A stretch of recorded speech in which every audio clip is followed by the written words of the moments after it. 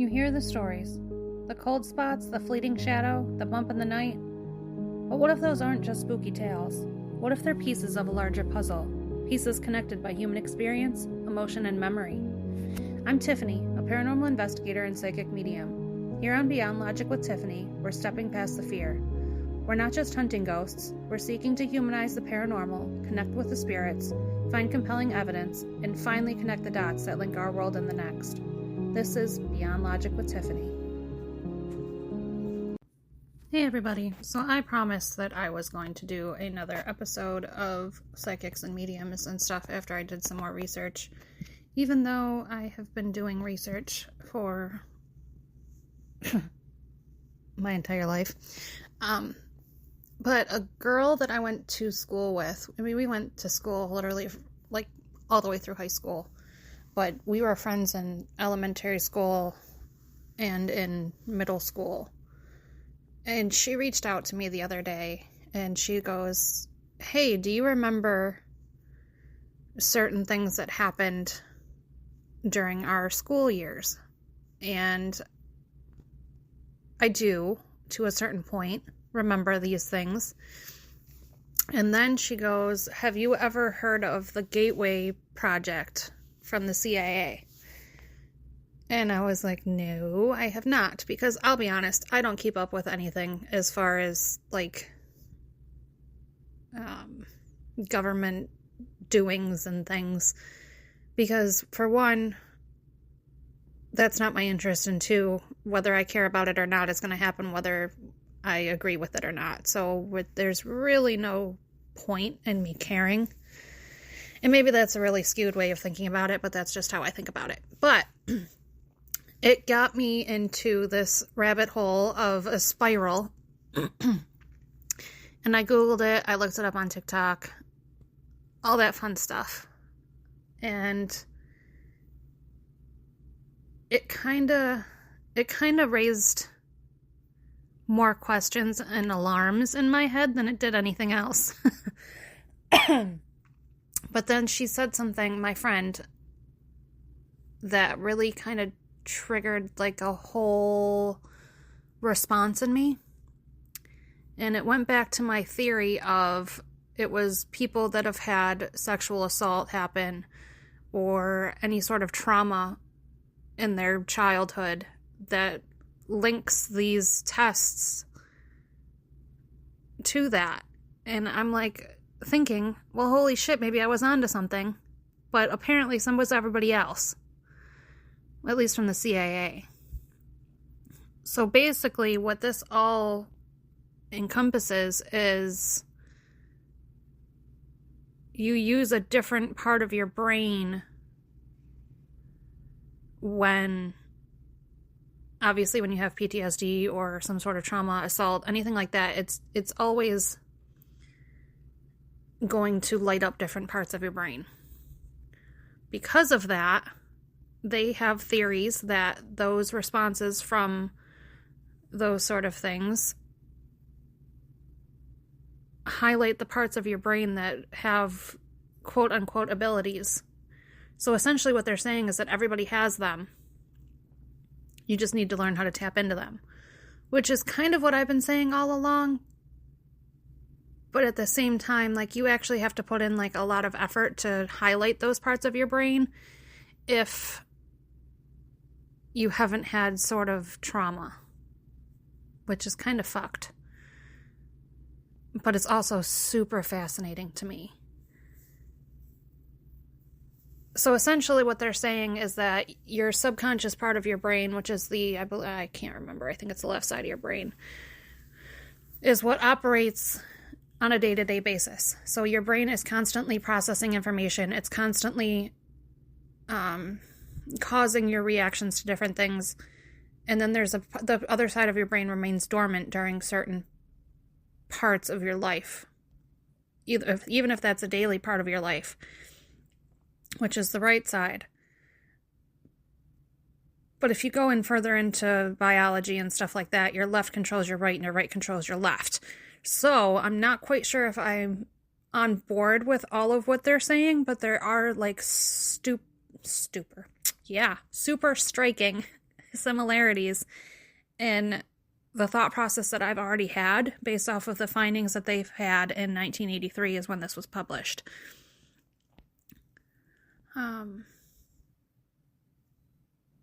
So I'm literally reading this kind of as I'm talking too, because there's so much in this document. It's 29 pages long. And basically says that, okay, so I just found it. Left hemisphere is the conscious grid, and the right hemisphere acts like your mind's computer software to reduce input from the right hemisphere, verbal symbols and concepts. That's the left hemisphere. The right reduces 3 dimensions holographic image to 2-dimensional to go, no go. So basically what that's saying is exactly what I said. It's your left hemisphere is constantly processing information while your right hemisphere is trying to discern whether it's real or not. They're saying that there's different frequencies that can activate these other parts of your brain. And that meditation and stuff like that also helps activate those places. That's legitimately the entire I can't talk today. That is basically the premise of meditation and grounding and being centered with yourself. That's why you have so many people that are believing in spirituality now. I shouldn't have worded it kind of like that. I mean, spirituality has been around for longer than I feel like religion, but that's just my personal... Well, that's my opinion, because there's actual fact that contradicts that. However, if you want to go into the actual, like, everything, which I'm not going to, I'm just going to touch on it a little bit. Religion only stemmed from a person that had the spiritual beliefs.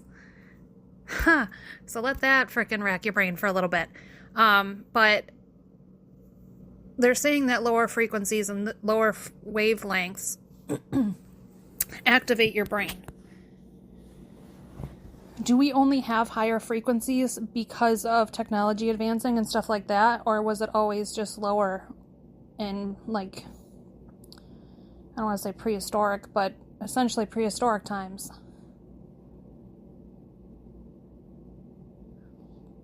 I think so. I think that so much changed over hundreds of years, thousands of years at this point, that we really don't know how things were back then.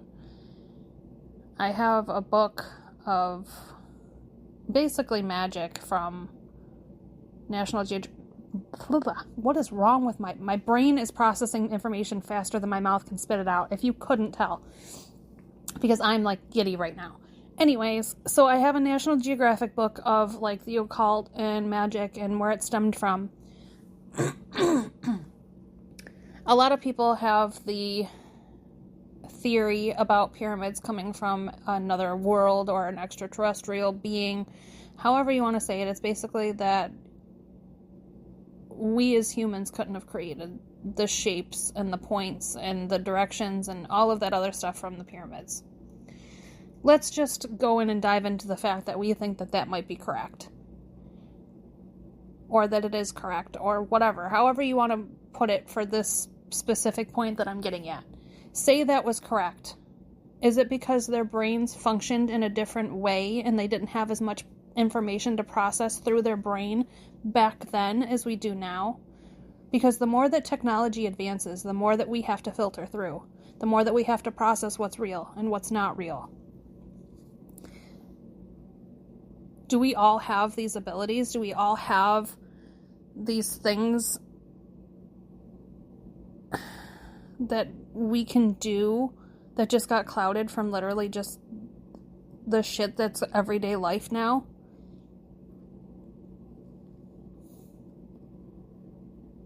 I mean, they say that we only use a tiny part of our brain, which science has now said that we don't. Whatever. I don't know what we do or what we don't do, because I don't have my brain constantly hooked up to a machine. Technology is only going to allow us to analyze as much as we've advanced. Now, in my brain, that just means that science can tell us one thing, but we can't have definitive proof until the technology advances enough for us to have more proof of more things. Now, that happens literally every time there's a breakthrough in science, right? There's nothing until there's something. So there's still so much unknown that we don't know for sure what is happening, what happened, and what it was before. Now, let me go backtrack a little bit to the pyramids again.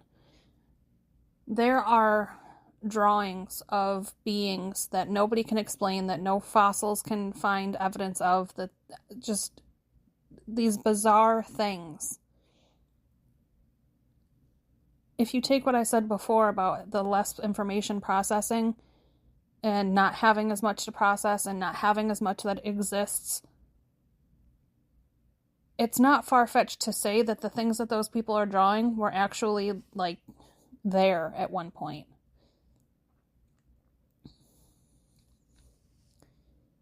They have beings, that they still can't figure it out. What if those beings were extraterrestrial? What if they were something from another world? This is going freaking psychedelic, man. I promise I'm not crazy. Might be a little bit. No, just kidding. But back then, there wasn't anything already in existence for imagination. At least that's what you would think, right? Like, if you go to a kid's imaginary friend, 9 out of 10 times they're human. They're not talking about some little stuffed animal bear or something that is just imaginary that follows them around. It's usually a human. So what if these creatures that are just pictures now were around, just in a different way? There's so many people out there that believe in aliens, and I had to take a class in college about extraterrestrial things and all of that. And I'm not gonna lie, a lot of it was kind of far-fetched, because that's going to happen no matter what. There's always going to be a far-fetched point in something that's supernatural or paranormal or whatever you want to call it.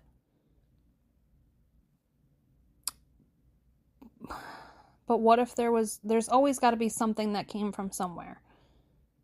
Those ideas had to come from somewhere.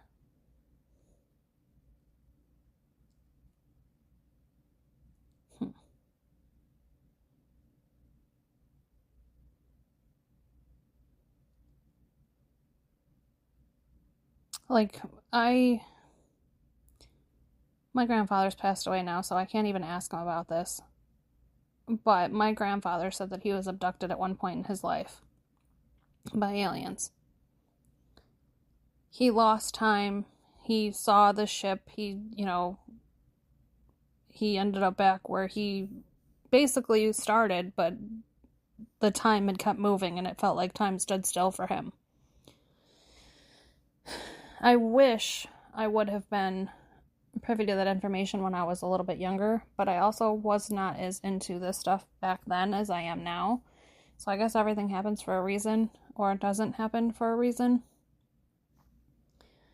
But I dated a guy that was very, very, very into aliens. We didn't date all that long, but we did. Anyway, we did talk about this stuff at one point, and he said that he was able to basically call a spaceship to him. And he had no proof of this aside from his word. And to this day, I still don't know if I believe that. But at the same time, anything is possible. And with everything coming out from the CIA randomly, and the timing just seems too perfect, I'm not sure what I believe as far as like extraterrestrial things. However, I do feel like there are things out there that the government has covered up And I'm not getting into government issues. It's not my thing. It's not my forte. It's not my knowledge base. You could tell me that scientists made of, I don't even freaking know, and that the government covered it up, and I'd believe you. But that's not the point of this. The Gateway project is what stemmed all of this thinking. So basically, the Gateway project was obviously testing on adults. I shouldn't say obviously, but and using the different frequencies to try to get them to have different abilities. What those abilities are, I haven't really gotten into so much yet. Let's see if I can find it real quick.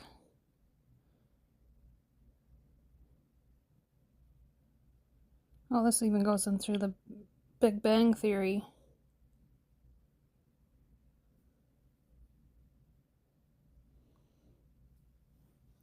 A black hole is basically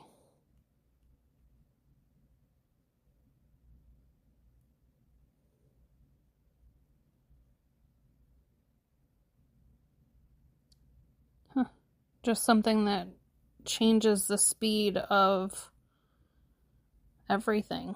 It seems like time is different. There's a void of just time movement.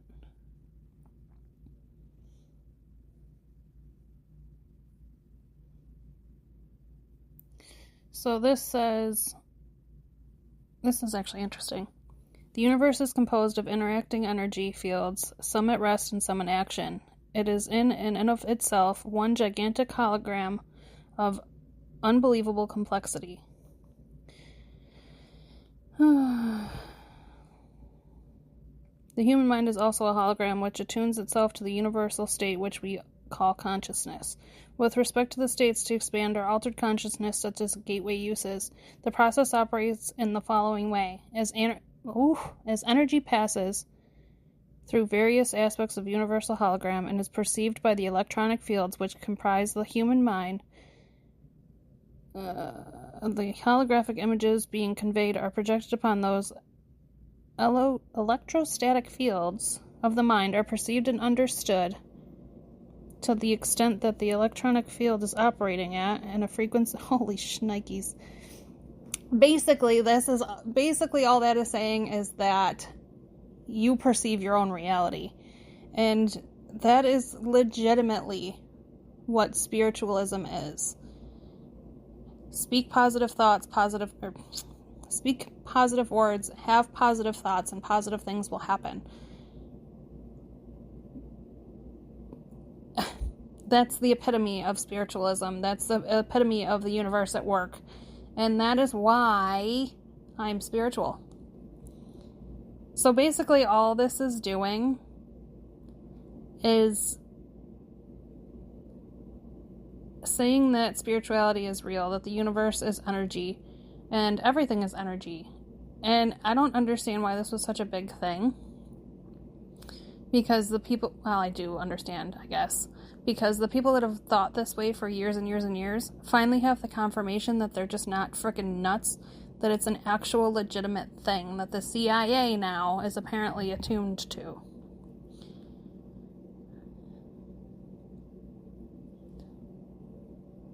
So, I don't know, I'm reading this now for the first time, like I said, and it's definitely different than how it was perceived from other people, which I guess is just like religion. You can read a book and be perceived in 17 different ways in 37 different ways. But, basically, this is saying that you can hypnotize your body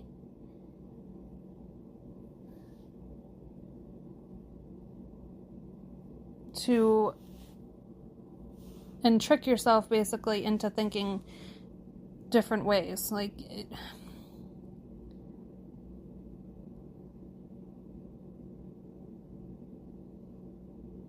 It's basically just the sides of your brain working in sync rather than separate.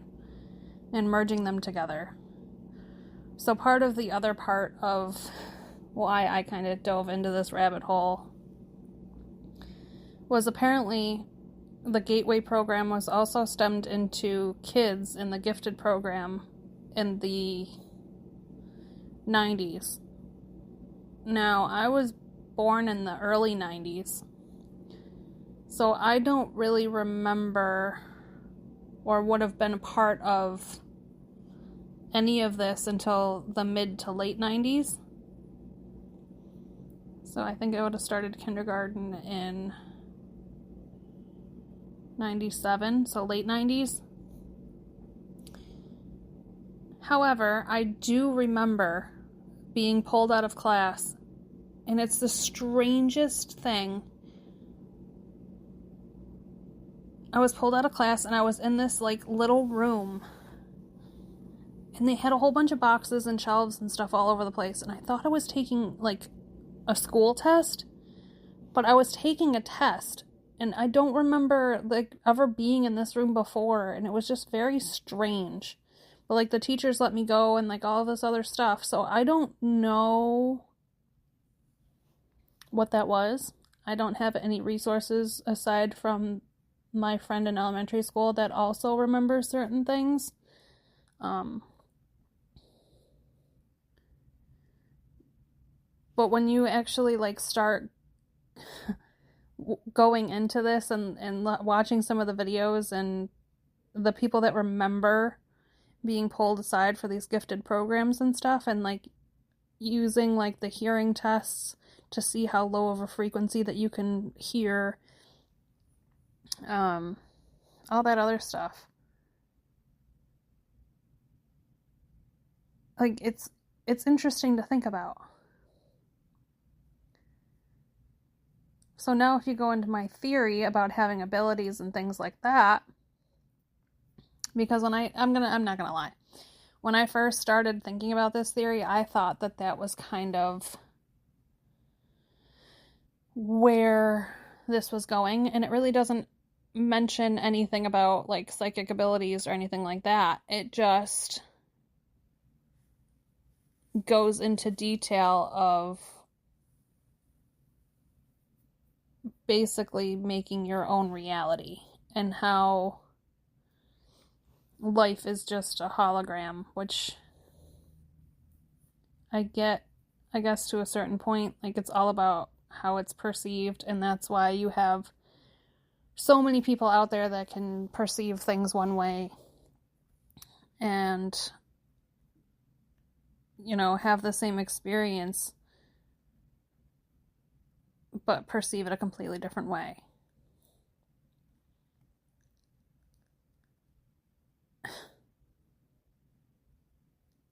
Now that I'm actually sitting here talking about it and talking about it out loud, it doesn't seem as much of a big phenomenon as I thought it was going to be.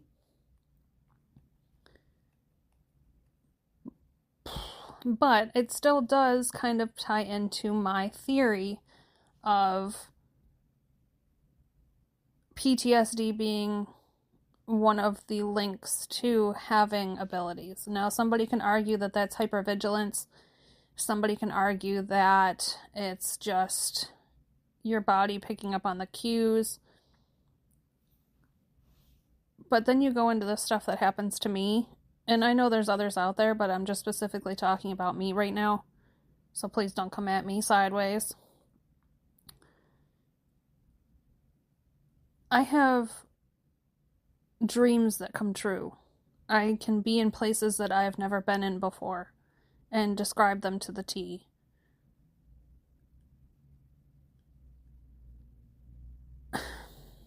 That's not just me being hypervigilant. That's not me fixating on something. That's me legitimately having these things happen that I cannot explain.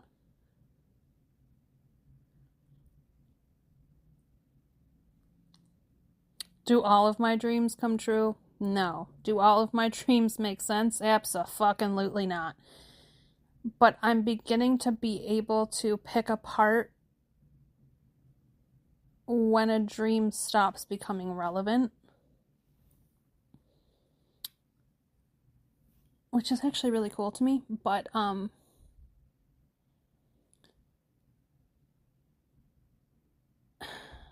still learning as I go with some of this stuff. But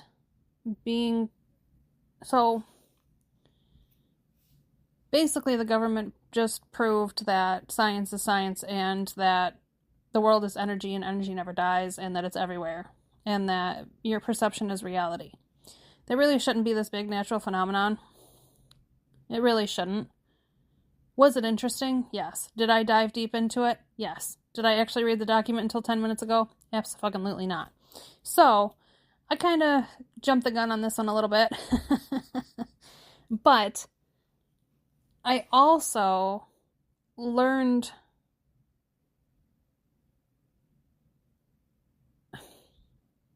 Well, I learned not to jump the gun. But I also learned that there's people that are way above what we are at as far as, like, the acceptance level of things. Which I won't say that's a bad thing.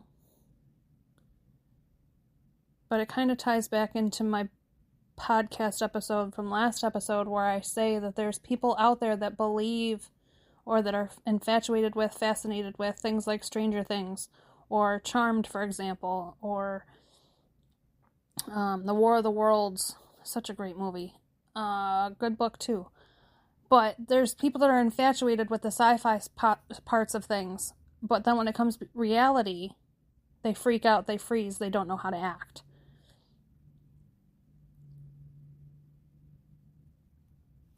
So now we're at the acceptance of the government saying that these things exist, which means that people are finally starting to think that these things could exist.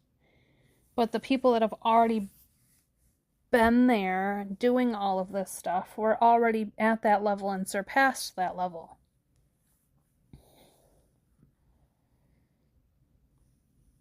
I'm not trying to change the world's thought process, but if I can change one person's thought process in the world, that'd be kind of cool. So maybe there isn't so much judgment or fear from people like me to come out and be open about what they do and what they experience and how they experience things. This podcast has definitely helped me do that. And just being in a community where, people experience similar things. And I've noticed that there's a lot of people out there that will hint at certain things, but they won't full out say them. There's a lot more people out there than I think people realize that share these same characteristics that I've been talking about. And they're just a little nervous because of the backlash, because of everything, to actually full on say something.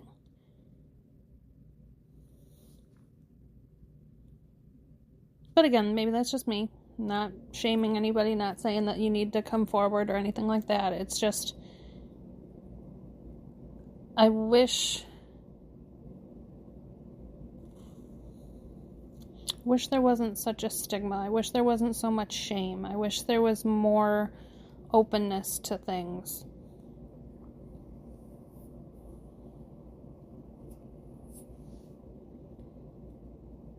I mean, I guess when religion was started and created, or whatever, however you want to say it, there was a lot of backlash for that too. So it's all part of the process.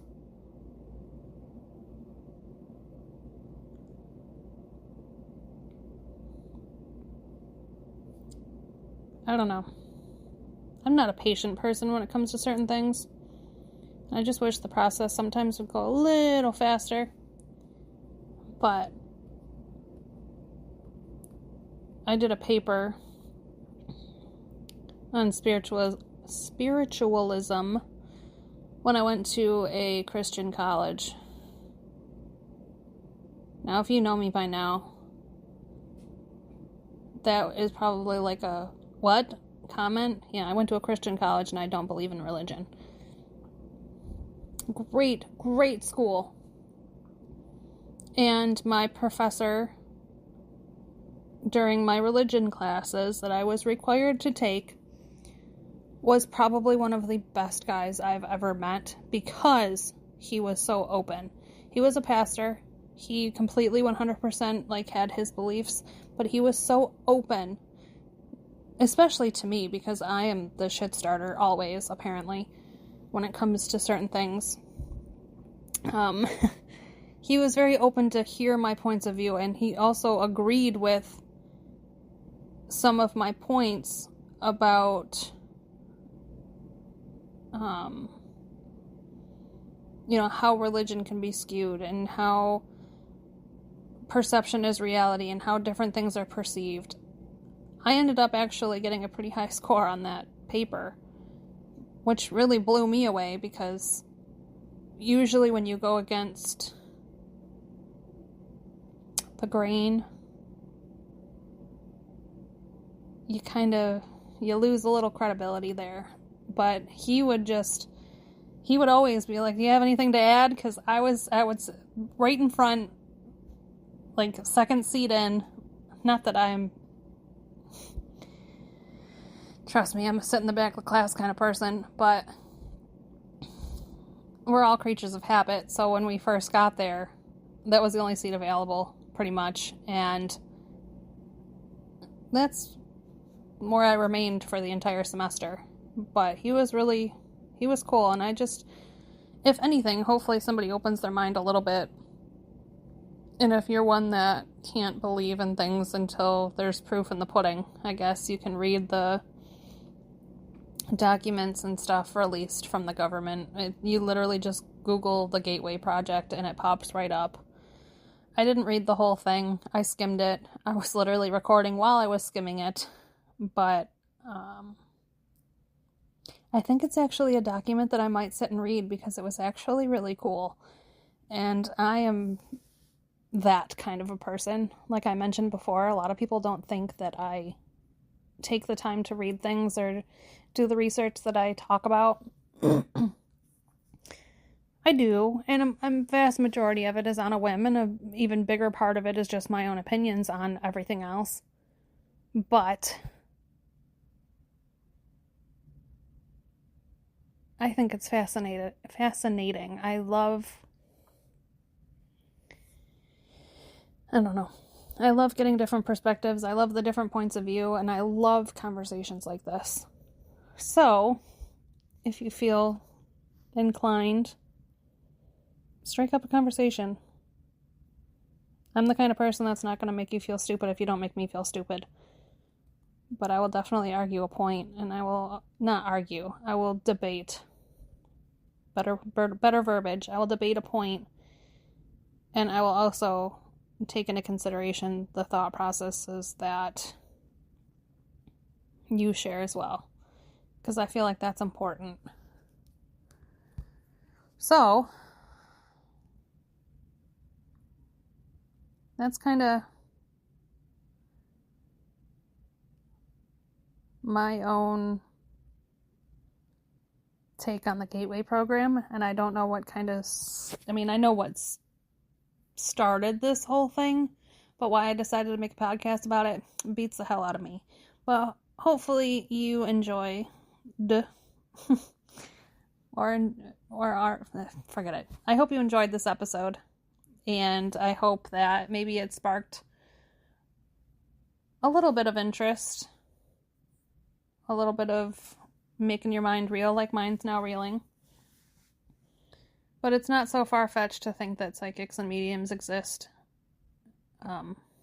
because there are ways for your brain to work in two different ways at once, and trauma literally proves that, and that your brain is definitely mapped differently after you've dealt with trauma and all of those other things. So,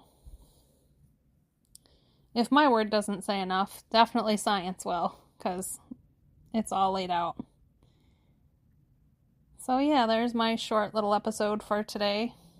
Updates real quick, I guess. I will be having my podcast guests on tomorrow. I'm going to have 2 of them. So I will be releasing one probably tomorrow night, and then I will be releasing the other one in a day or two. My second guest is going to be Roger Potter. I had to reschedule my first guest, which is Buck, and Buck's Paranormal Podcast, I believe is his name. Gosh, I hope that's it, because otherwise I'm going to feel like a real asshole. But he is based out of the UK. He's awesome. He will be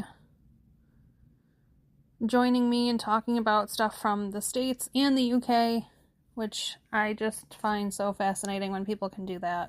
And he's based out of the UK. And him and I actually had a really good conversation through texting the other day, which was really cool to get different perspectives and realize that while we are literally countries away from each other, that there are vast similarities in a lot of things. And then, of course, Roger Potter will be back on from Potter Paranormal Project.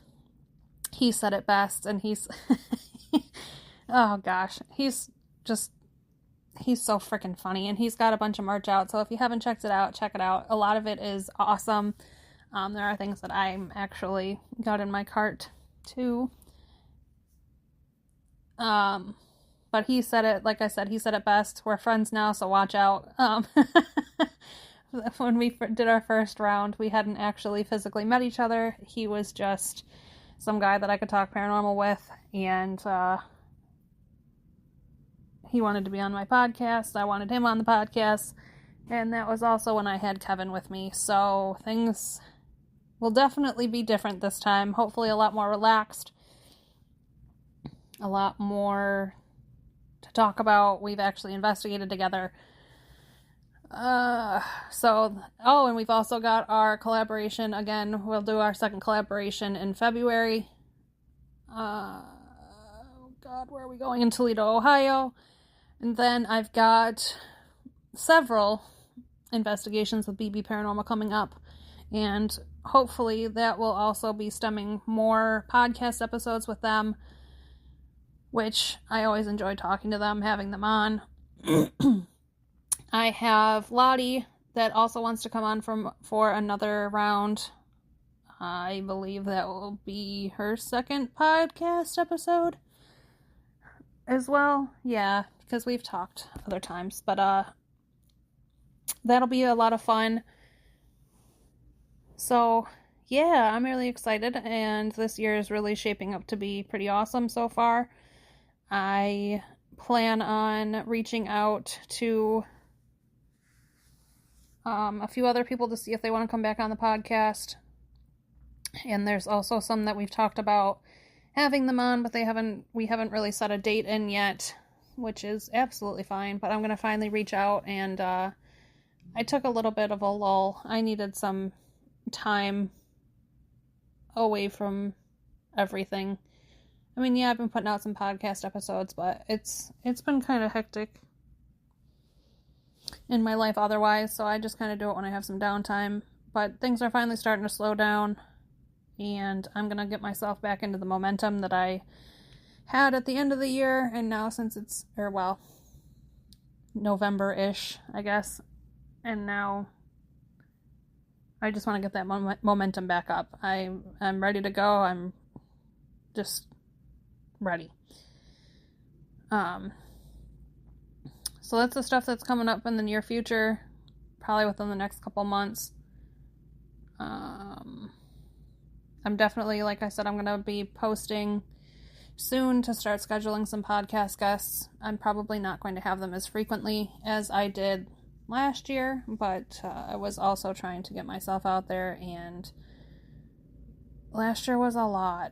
I won't lie, it kind of burned me out, which is why I kind of slowed down towards the end of the year. But I'm going to pace myself better. I don't have to rely on other people. I can spread them out as much as I want, when I want. And I don't have to go anywhere to do these things anymore, because that's a whole different story. But anyhow, yeah, that's the stuff coming up. And make sure that you stay in touch. If you have any comments, questions, or concerns, obviously you can always reach out to me. My new email is beyondlogicwithtiffany@gmail.com. I do still have the T&K email. However, I'm not checking it as frequently. I try to steer away from that as much as possible, just because it confuses the ever-living shit out of people.